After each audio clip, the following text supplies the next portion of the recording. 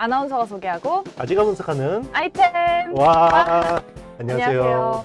최근에 이렇게 박수칠 분위기가 사실 아니었잖아요. 그렇죠. 그래도 오늘은 좀 네, 반도체주가 괜찮아서 맞습니다. 오늘은 여러분들이 제일 궁금해하실 만한 유리기판 이야기 다시 가지고 왔습니다. 오늘은 좀 괜찮지만 네. 잘 나가던 시장이 왜 이러냔 말이에요. 최근에 네. 트럼프 등장 이후로 그런 거겠죠. 맞습니다.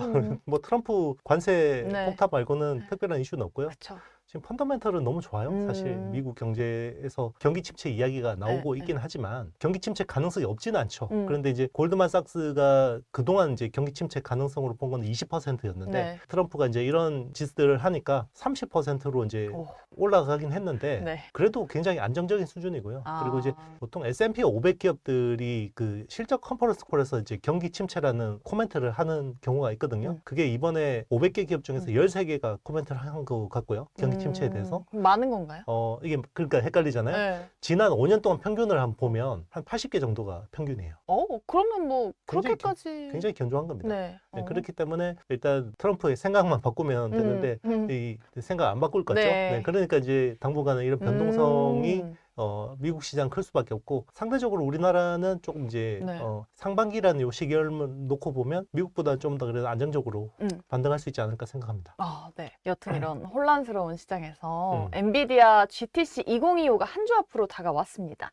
특히나 우리 아이템 시청자분들한테는 또 중요한 이벤트가 아니겠어요? 그렇죠. 이번에는 어떤 점을 주목해야 될지 이런 시장 분위기 흐름을 조금 환기시켜줄 만한, 좀 바꿔줄 만한 이벤트가 될 수 있을까요? 그렇게 기대를 하고 있습니다. 네. 일단 모든 반도체 투자자들이 그렇게 기대를 하고 있고 왜냐하면 엔비디아가 원래 주가가 150불을 돌파할 거라고 네. 막 기대를 했는데 이게 거의 100불 초반대까지 네네. 빠졌잖아요. 그래서 급락을 했고 물론 이제 테슬라는 반토막 났으니까 뭐 아. 상대적으로 양호하긴 하지만 테슬라도 진짜. 근데 다들 그래서 완벽한 네. 줄 타이밍이다. 네. 이렇게 얘기들을 많이 하시더라고요. 중장기적으로는 그렇습니다. 근데 이제 뭐 항상 우리는 당장 내일 네네. 다음 주가 중요한 사람들이기 때문에 우리 구독자분들도 네. 그래서 이제 일단은 그런 영향들이 없을 수 없고요. 네. 질문이 뭐였죠? GTC. 아, 네. GTC. 그래서 질문에 네. 이제 제가 답변을 드리면 네. 이번 GTC 같은 경우는 일단 그 하반기 출시될 GB300, 블랙웰 울트라, 그렇죠? B300에 대한 네. 로드맵이 중요할 것 같고요. 그리고 차세대 칩 내년에 공개되는 루빈, 루빈에 대한 이야기도 중요한데 이번에 GB300에 CPO라는 기술이 들어가요. 네. 네, 코 패키지드 옵틱스. 우리 영상을 계속 보신 분들은 이해를 하실 거예요. 이게 실리콘 포토닉스라는 기술이죠. 그러니까 실리콘 포토닉스라는 광자 기반의 기술이 이제 반도체 패키징으로 올라가는 건데 네. 거기에 대한 코멘트가 있을 것 같아요. 그러면 우리나라에는 실리콘 포토닉스 관련 기업이 거의 없어요. 네. 네, 그러면 우리나라는 유리기판이 움직이겠죠. 그래서 우리가 오늘 유리기판에 대해서 네. 어쨌든 그 젠슨 황 기조 연설을 많이들 기대하고 계시잖아요. 네네. 이게 우리나라 시간으로 수요일 19일 오전 2시에 발표가 된다고 합니다.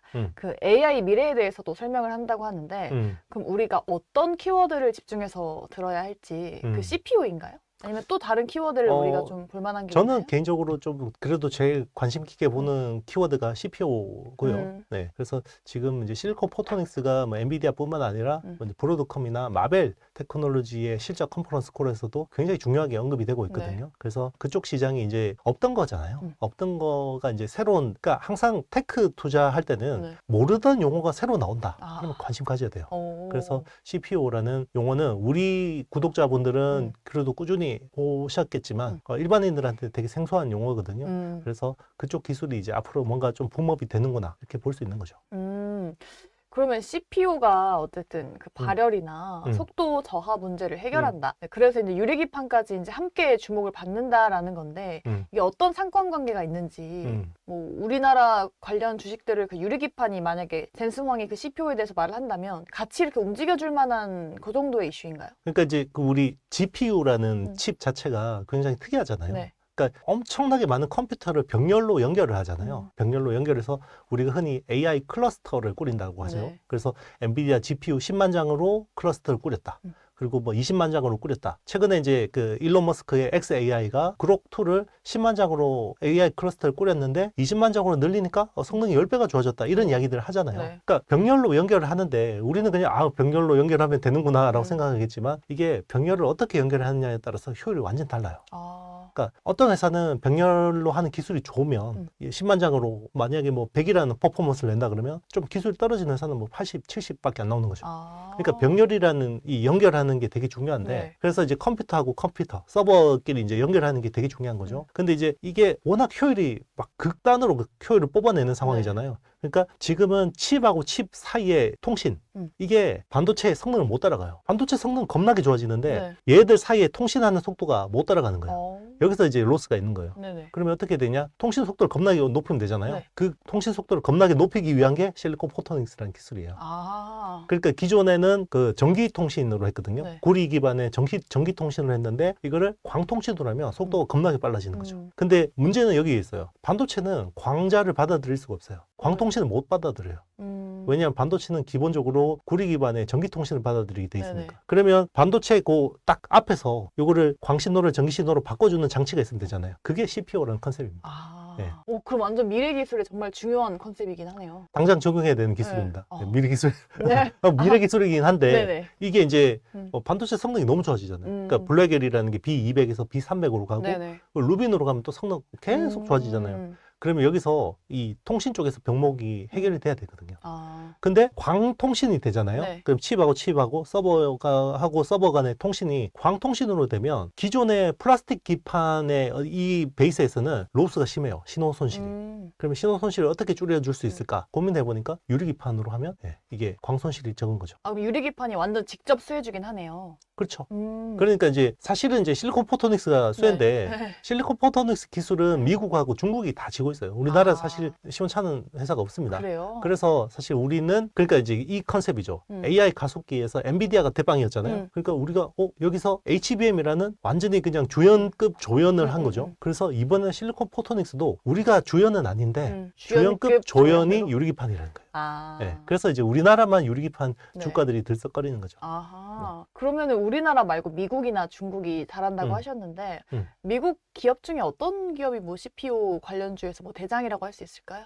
일단 실리콘 포토닉스 쪽은요. 엔비디아, TSMC, 빠지지 않는. 네, 엔비디아, TSMC 그리고 브로드컴, 마벨 테크놀로지 이런 회사들이 메인이고요. 그리고 일부 뭐 이제 여기 그 미국에서 작은 기업들 중에서는 뭐 코이런트, 뭐 그리고 파브리넷 뭐 이런 회사들이 있는데 그냥 그렇게까지 뭐 지금은 미국 시장이 뭐 작은 종목까지 건드릴 상황은 아니고 오히려 국내 유리기판이 더 나은 것 같습니다. 그래요? 네. 그럼 우리나라 CPO가 좀 치고 나갈 만한 그런 상황은 아니긴 하겠네요. 그렇습니다. 네. 그래도 유리기판을 우리가 지고 있다는 건 굉장히 다행이죠. 유리기판 쪽에서는 우리나라가 어쨌든 입지가 단단한 거죠. 네, 맞습니다. 우리나라가 잘합니다. 네. 잘합니다까지. 근데 올 초에 이제 CES부터 우리가 이제 유리기판 얘기를 많이 했었잖아요. 그쵸. 그때부터 이제 되게 많이 핫했었는데 이번에도 이제 엔비디아가 TSMC에 앞으로 이 코어스 예약의 비중을 이제 대규모로 확대하겠다라고 했는데 이것도 완전 우리가 좀 집중해봐야 될 만한 코멘트죠? 그렇죠. 되게 중요한 건데 지금 코어스라는 게 이제 코어스 S가 있고 코어스 L이라는 게 있어요. 그 두 개 라인업이 좀 다른 건데 그 끝에 붙는 용어가 다르니까 다르겠죠. 코어스 S는 이제 기존 호퍼 칩 있잖아요. 작년에 나왔던 거. 호퍼 칩에서 이제 인터포저를 실리콘을 써요. 그래서 GPU하고 HBM을 2.5D 패키징으로 하는데 예를 들면 주상 복합 건물이라고 생각할게요. 저는 여의도 IFC 이야기를 많이 하는데 한쪽은 호텔이고 한쪽은 오피스잖아요. 근데 지하로 연결해서 되죠. 지하로 연결하려고 하니까 그 밑에 이제 실리콘 인터포저라는 그 칩에 가까운 기판이 필요한 거예요. 겁나 비싸겠죠. 네, 그게 코어스 S예요. 기존에 쓰던 거. 근데 이제 이번에 블랙웰부터는 코어스 L이라는 걸 써요. 왜냐면 실리콘 인터포저가 너무 비싼데 이제 면적을 많이 써야 되니까 공급이 안 돼요. 그래서 어떻게 했냐면 2.5D 그 여의도 IFC 구조는 똑같아요. 그래서 한쪽은 호텔이고 한쪽은 오피스인데 그 기존에 지하로 연결되는 건 똑같은데 딱 필요한 부분만 거기만 딱 이동할 수 있게 해놓고 나머지는 못 가게 한 거예요. 그동안에는 그렇죠. 그동안에 왔다 갔다 그냥 편하게 하다가 이제는 줄 서서 일렬로 절로만 가. 그렇게 이제 그 실리콘 조각을 굉장히 적게 쓰고 나머지는 이제 RDL이라는 플라스틱으로 쓴 거예요. 속도가 느려지진 않나요? 이제 그냥 그대로 쓰면 속도가 느려지는데 여기서 알고리즘으로 그러니까 IP나 설계들 가지고 커버를 한 거죠. 그래서 사실은 뭐냐 실리콘 인터포저를 널쩍하게 쓰면 제일 좋죠. 근데 문제는 비싸고 이제 공급도 안 되고 하니까 덜 비싸게 이제 네, 맞습니다. 왜냐하면 기판 사이즈는 점점 커지는데 이거를 실리콘 인터포저 가지고 막 그동안 막 쓸 수가 없는 거예요. 이제. 네. 그러니까 이제 공급이 안 되니까 이제는 코어스 L로 하는 건데 자 그러면 코어스 L 주문을 늘렸다라는 거는 블랙웰 칩이 많이 나오겠구나. 그래서 그동안에 계속 걱정했던 게 블랙웰이 발열 때문에 뭐 출시가 지연된다 이런 노이즈들이 되게 많았잖아요. 그걸 이제 해소시켜 주는 거죠. 어허. 그럼 어쨌든 블랙웰 칩 이렇게 생산을 많이 하기 위해서는 그만큼 유리기판주도 이제 중요해지겠다라고 볼 수 있겠네요. 그렇죠. 제가 굳이 실리콘 인터포저를 널쩍하게 쓰면 되는데 그 코어스 L이라고 해서 그거를 실리콘 칩 조각을 작게 쓰고 RDL까지 막 하는 이런 복잡하게 하는 이유가 뭐예요? 네. 공급이 안 되잖아요. 아. 그러면 유리기판은 공급이 원활하잖아요. 네. 그러면 요거를 그냥 유리기판으로 바꿔버리면 인터포저를 그러면 유리 인터포저로 바꾸면 네. 공급도 원활하고 그렇게 막 복잡하게 만들 필요도 없고 되는 거죠. 그래서 코어스 L에 이제 유리기판을 적용하는 이런 이야기들이 뭐 논의가 되는 겁니다. 오, 그래서 네. 그러면은 유리기판 중에 뭘 봐야 할까? 사실 최근에 이제 대장주 피롭틱스나 캠트로닉스 오늘도 뭐 잘 가고 있는데 네. 그 뭐 유리 인터포저 관련주로도 이제 기사가 이렇게 많이 나왔었는데 어떤 종목들을 좀 봐야 할지 이런 대장주를 그냥 그대로 봐야 할까요? 아니면은 지금 새롭게 들어가고 싶으신 분들은 좀 더 작은 종목들을 봐야 될까요? 일단 성향인 것 같아요. 그냥 모멘텀 투자, 네. 트레이더, 물리더라도 잘 자르고 이런 네. 분들은 사실 대장주를 하는 게 맞는 것 같아요. 그래서 피롭틱스나 대장주를 네, 오히려. YC캠이나 이렇게 이제 변동성 큰 종목들로 트레이딩 하는 게 맞을 것 같고 그래도 조금 이제 모멘텀 먹고 싶은데 좀 안정적인 기업들 네. 하고 싶다. 그러면 안정적이라면 실적이 나오는 회사들이잖아요. 그래서 뭐 작년에 뭐 이익이 그래도 한 500억이나 뭐 400억 나오는 회사들 그런 게 이제 뭐 캠트로닉스나 KC텍이나 뭐 제우스 뭐 이런 회사들이 되겠죠. 사실 어제는 약간 윗골이 달리면서 조금 아쉬웠는데 진짜 이제 수혜 가능한 종목들로 옥석 가리기를 할 수 있을까요? 근데 아직은 네. 뭐 이게 밸류 체인이 완성된 것도 아니에요. 그리고 아직 제품이 나온 것도 아니잖아요. 기대감만으로. 그렇죠. 이번에 뭐 삼성전기가 이제 그 세종 사업장에 시제품 라인을 꾸렸다라고 해서 거기서 이제 언급된 회사가 네. 뭐 이노메틀이나 YMT 같은 회사들이었는데 이 확실하지도 않은데 그런 회사들이 거의 상가 가버렸거든요. 네. 그러니까 시장에 지금 관심은 굉장히 많은 거예요. 그러니까 이거를 뭐 여러분들이 확인하고 들어가시는 것도 투자의 방법인데 뭐 그거 나중에 다 확인하고 들어가면 먹을 이미 게 늦을 것 같아요. 맞습니다. 네. 대한민국은 선행의 시장이기 맞아요. 때문에 기대감으로. 네. 그럼 뭐 봐야 될까요? 성향이라고 했잖아요. 그러니까 주도주, 그러니까 종목은 다 나와 있어요. 네. 그러니까 그쵸. 그런 거잖아요. 아직 뭐 유리기판인지 잘 모르는데 안 오른 거 알려주세요. 이런 거잖아요. 그런 거 없습니다. 없어요? 네. 아, 하나만 좀 네. 발굴해 주세요. 왜냐면 이미 유리기판에 대해서 예. 시장에서 관심이 많고 맞아요. 사실 그리고 그런 종목들을 우리가 제일 먼저 이야기했던 게 캠토로닉스, KC텍 같은 네네네. 회사였잖아요. 그런 회사들이 유리기판주가 아닐 때 우리는 아이템에서 제일 먼저 말씀드렸었고 네. 네. 조회수 잘 나왔죠. 맞습니다. 근데 이미 주가는 이제 이미 많이 올라 있는데 여기서 더 갈 수 있어요. 왜냐하면 회사들은 하방 실적이 있기 때문에. 네. 그럼 기보유자들 분들은 그대로 가지고 가고 신규 네. 투자도 좀 괜찮다. 네, 저는 뭐 당분간 국내 반도체 소부장에서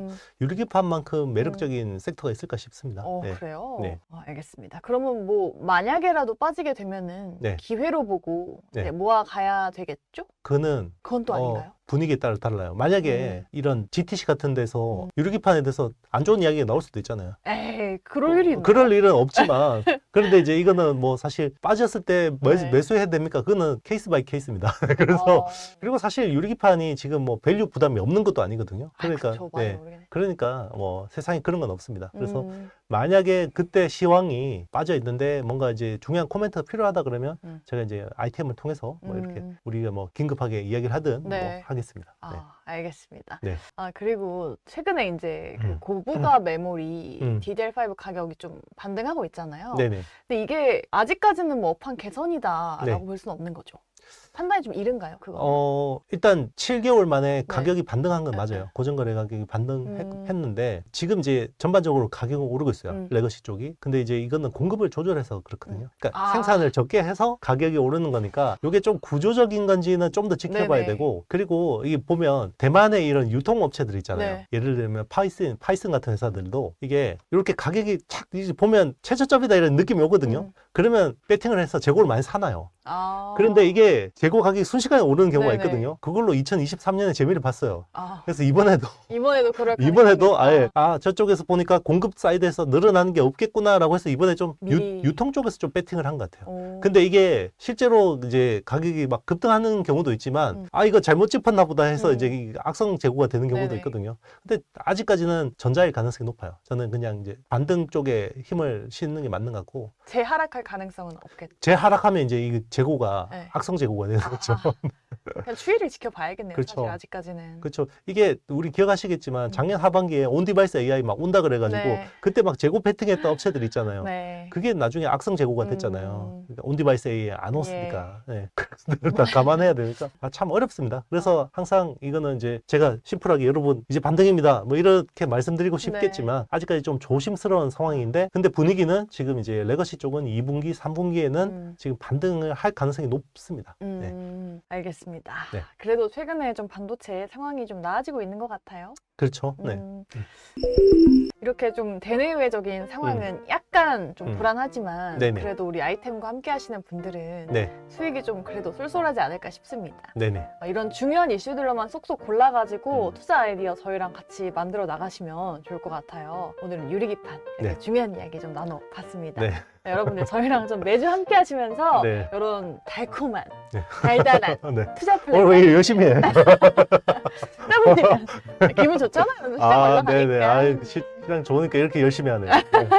네, 저희와 함께 네. 투자 플랜 많이 짜보시면 좋을 네. 것 같아요. 저희 아이템과 함께 반도체 고수가 되고 싶으신 분들은 좋아요, 구독, 알림 설정, 댓글 부탁드립니다. 여러분 안녕. 안녕.